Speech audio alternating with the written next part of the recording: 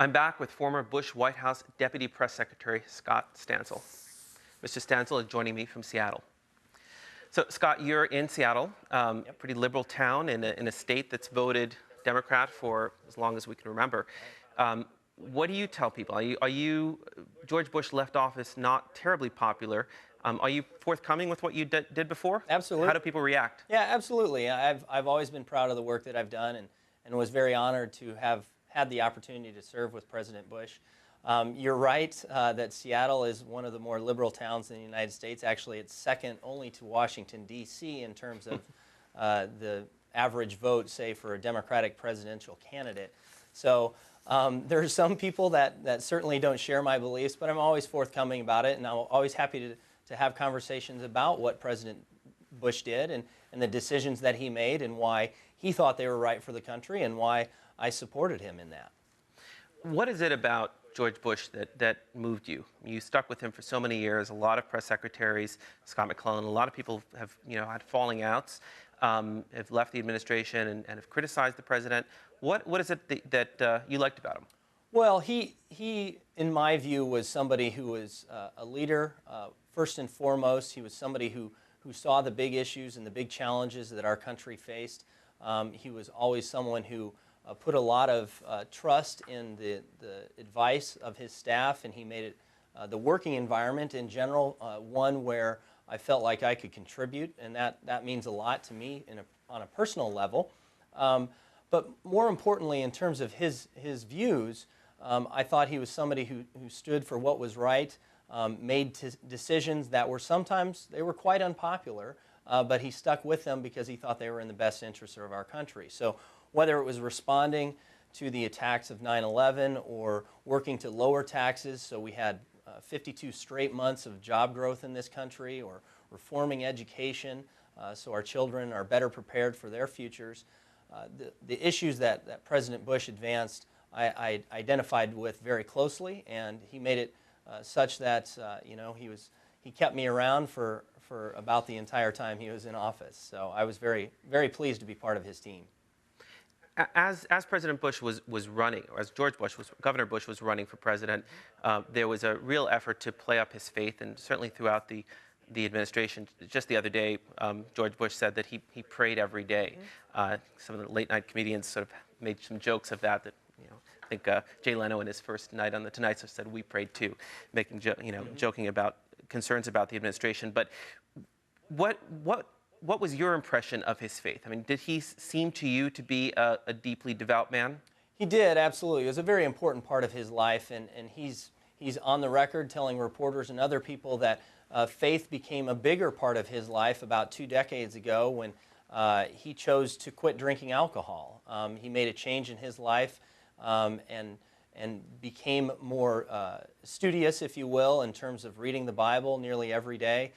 He's talked about how that his faith helped give him strength during those difficult times in the Oval Office when you're having to make tough decisions. So it was a very important part of his life and who he is. However, I would say this. When President Bush talked about his faith, he was always quick to add that one of the main strengths of our country is our freedom of religion. And the First Amendment to our Constitution, the first thing that it talks about is that freedom of religion. And President Bush talked about whether you choose to worship as a Christian, a Muslim, a Jew, Hindu, or not worship at all. Our country is welcoming in that respect and should always be. And the federal government has to take great care to make sure that we're not choosing sides when it comes to religion. But that's an issue that was, for the president, was personally very important to him. Did that Christian faith, though, make post 9/11 more challenging? I mean, certainly the Christian attitude has turned the other cheek, and yet certainly the U.S. has not taken that attitude towards terrorism. And when the U.S. went ahead and invaded a number of different Muslim countries and threatened to invade others, some critics have, certainly in the Middle East, have painted it as a crusade. Right. This Christian president coming into the Muslim Middle East. Yeah, and the president disagreed and understood that there were going to be people who would take that approach and think that it was a Christian nation at war with Islam. But President Bush said frequently that this is not a war against Islam. This is a war among between peace-loving people and those who would seek to kill innocents. His first and most important job was to protect the American people. So after 9/11, it was important that he take the steps he needed to take in order to protect Americans from further attack. I would note that one of his most maybe highly acclaimed speeches or most notable speeches of his entire time in office was the Friday after 9/11. It was a National Day of Prayer. It was a difficult speech to give because obviously our country had just been attacked. We're thinking about things, praying for those who had suffered losses in our country, but also talking about what we were going to do to account for that. So his speech at the National Cathedral struck that balance in terms of accounting for what had happened, looking forward to protecting Americans in the future, and trying to make sense of what was a very, very difficult time. But, you know, as we've seen, though, a lot of what went on in the White House, in some cases for understandable reasons, were secret. But even since then, you and I actually talked a few years ago about the memos that were missing and search for those millions of memos from the White House that were missing. When you look back on how the war on terror has been carried out, the concerns about torture, the discussions within the White House about torture, is there anything you look back on and personally feel maybe we should have done it differently? Well, I don't. When it comes to the war on terror, no. And in terms of you may be talking about the email archiving system. The emails, right? Yeah, the email archiving system. And when it's all said and done, those emails have been accounted for in a large sense. So, and those are issues that large organizations go through. But to your question about could things have been done differently, well, certainly hindsight is always 20/20. And had we known that there would be no weapons of mass destruction in Iraq, maybe there would have been a different approach. But you deal with the facts that you have at the time that you have them. So I was very comfortable with the decisions that President Bush made. You know, certainly I didn't agree with every single thing that the president did. If I did, I probably wouldn't be human. We all have disagreements at times, but I was proud to be a part of his administration. You know, later in the program, we have a former Iranian cabinet minister who pointed out that after 9/11, Iran, the Iranian people were holding candlelight vigils in support of the United States. Iran even allowed flyovers to Afghanistan.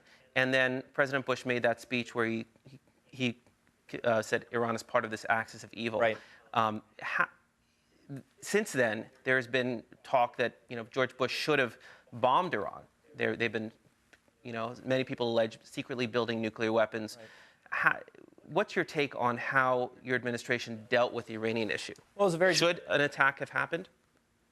I'm sorry, say that last part again, Peter? Should an attack have happened before Bush left office? I think it was a difficult period. Obviously, Ahmadinejad has pursued his weapons program. That's of great concern not only to the United States but to our allies in Europe and throughout the Middle East.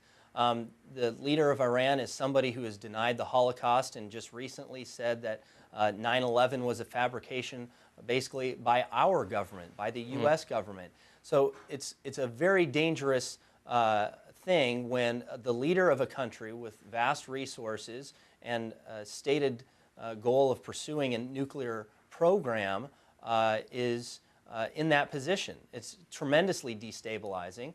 President Bush took the focus that we were going to work with our allies to put pressure on Iran, but Iran has continued to sort of thumb its nose at the world community and has continued to isolate itself in a way that I think is deeply unsettling and dangerous for the Middle East. Scott Stanzel, thank you very much for joining us. Thank you, Peter. Mr. Stanzel's website is stanzelcommunications.com. Coming up next, an exclusive interview with one of the leading contenders to succeed Mahmoud Ahmadinejad as president of Iran. Stick around.